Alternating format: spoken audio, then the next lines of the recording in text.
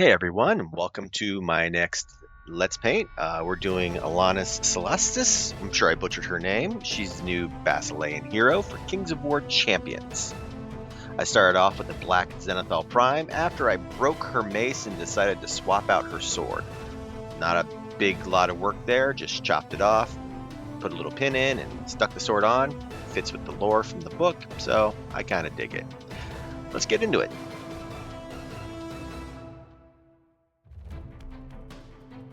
So, you might have noticed I'm painting in subassembly. I don't typically do this, but with this model I wanted to be able to get at some of the nooks and crannies that you can't normally reach. So I went ahead and left her in the subassembly.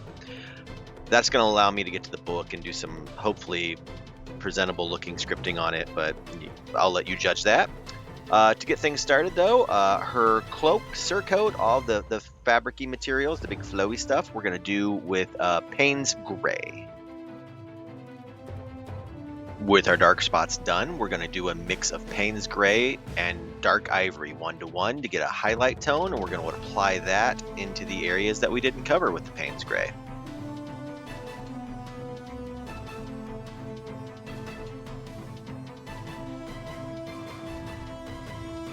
Now that we've got that dark Ivory out on our palette, we're going to go ahead and use that as the base coat for all of the underclothing that she's wearing underneath the armor, her padding and jerkin, whatever various pieces of clothing that she might have on.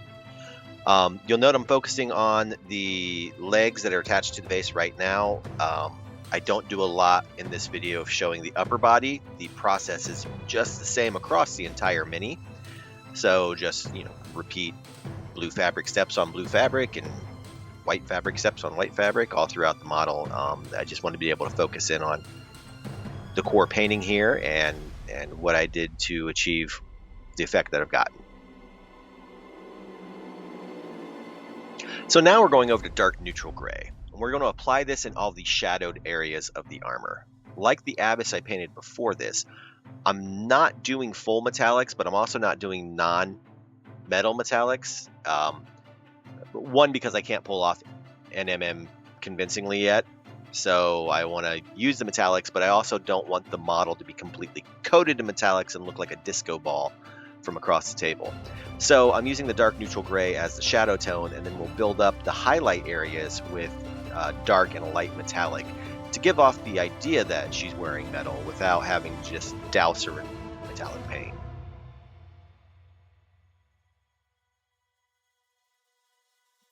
Now we're switching over to gray-green. We're going to use this to start coloring in the darkest areas of the base around the model.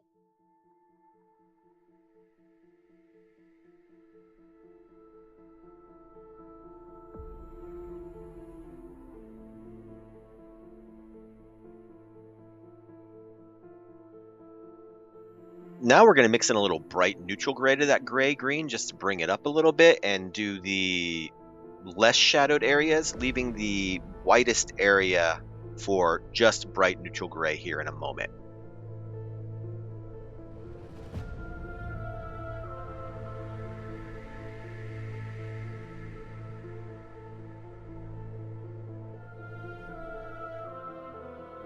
Allow me to insert a correction here. I keep saying bright neutral gray. It's bright warm gray because you want that warm tone for the earth.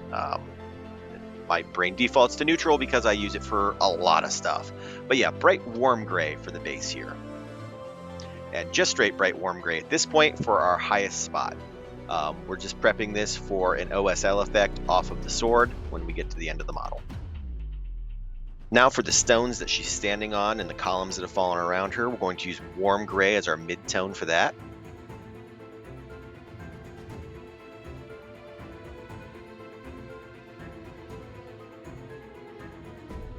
And for the shadowed areas of those structures, we're going to use dark warm gray.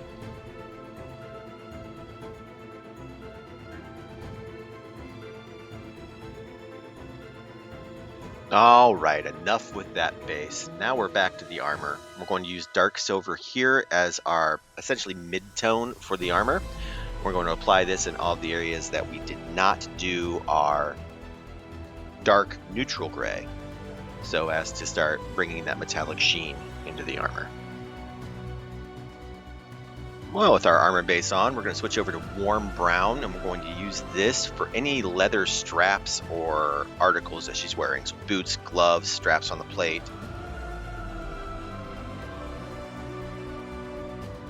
All right, so now we're going to switch over to dark golden brown and golden yellow, and I'm going to run these two together. The dark golden brown will be used as the base for our gold trim, and then the first highlight color is going to be the golden yellow, so this will give us that shift into yellow.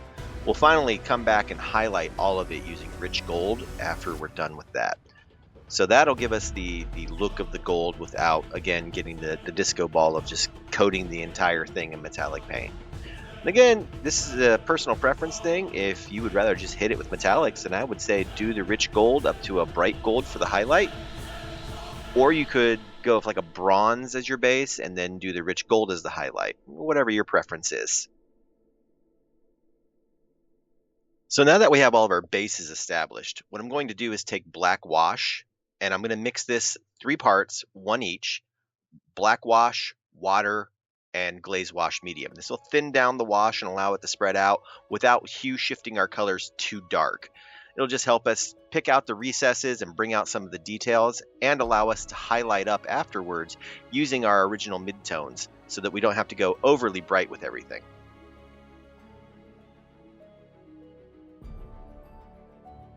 While not extremely exciting or original, we're going to repeat this step, but instead use brown wash, and we're going to do that for the entire base, just so that we can keep those warmer, earthy tones and not just like desaturate everything with the black.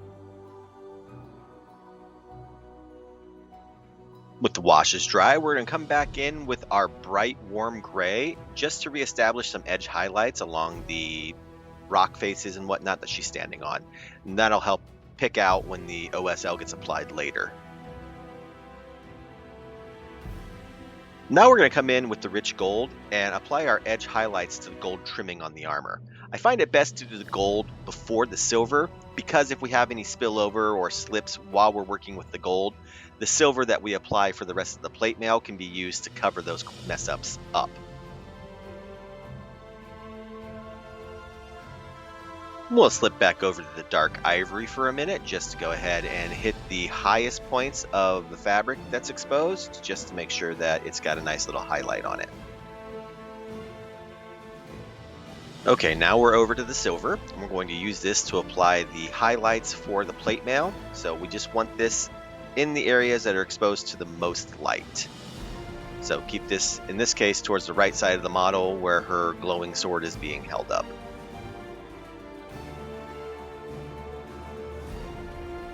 Now we're back in with some warm brown just to pick out some highlights on the leathers.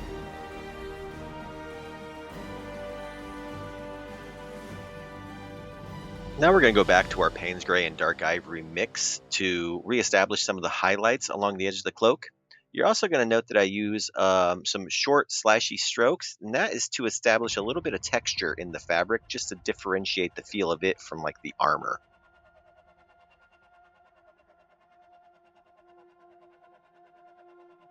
Hey, Alanis has her top on now.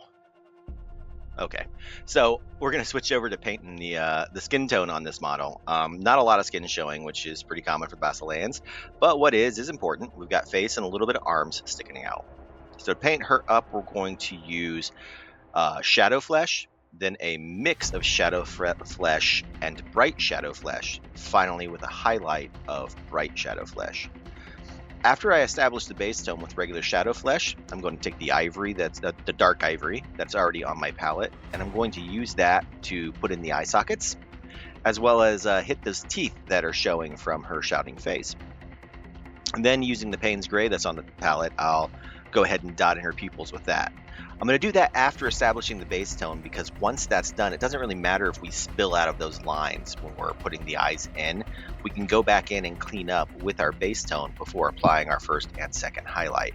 It makes it a little less stressful to paint the eyes on the model that way.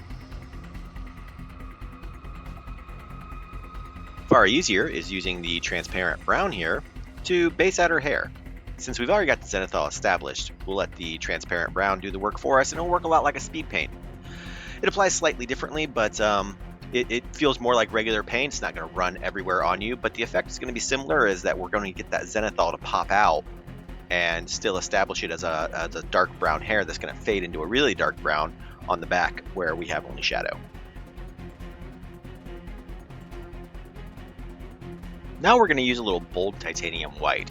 We're going to coat the blade of her sword for this because we want it to be glowing like yellow with divine energy. So we want that white undercoat to allow the yellow we're going to put on it to really pop out. While we've got this out, I'm also going to make sure I hit any little buckles or badges that she's got. She's got a handful of like dots on the sword and on her buckle that will have like a red gem to them. So we'll go ahead and base those out with the white here as well, just to establish a nice clean undercoat. And now it's time to make that blade divine. We're going to go ahead and apply our transparent yellow over that white coat we established, and it should really be nice and vibrant.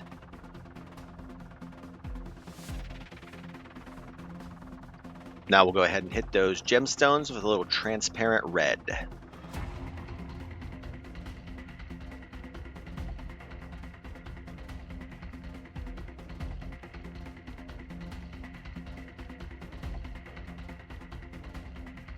While we're here getting that red on there, we'll go back to our palette and grab off a dab of white and just add a little spectral highlight to each of those gems.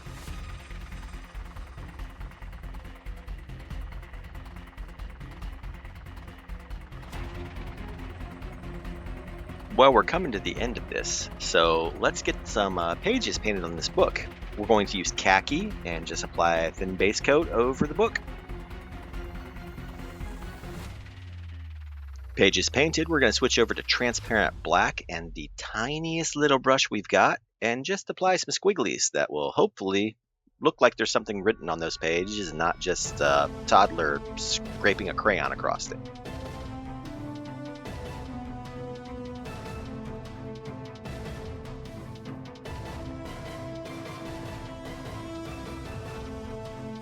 All right, Alanis is completely together now. We're really close to finishing this up. We're gonna take some random tufts and flowers and weeds and just add a little more texture and life to that base she's standing on.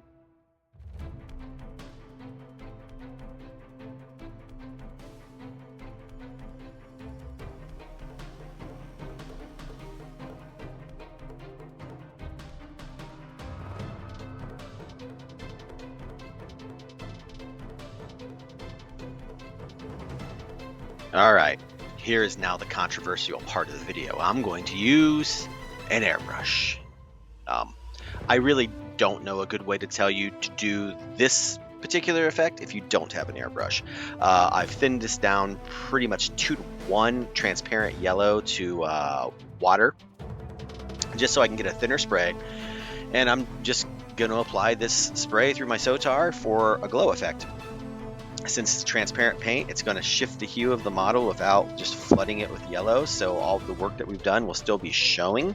It'll just be hued yellow from the glow of her sword.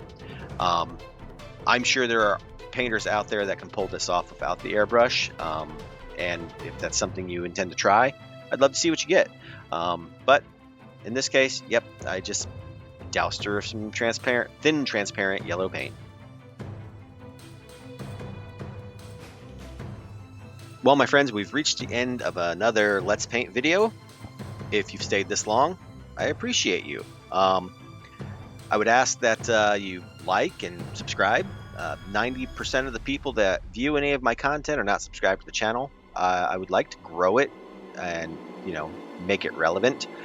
So if you find this content valuable and entertaining, please like it, share it, subscribe to the channel if you haven't. We're at the point now where I'm putting the black rim around the base. That's my preference. I always encourage you to paint the base whatever color you like. But after this, we'll just move into the final reveal of the model, and I hope you enjoyed this. Thanks for watching, and see you next time.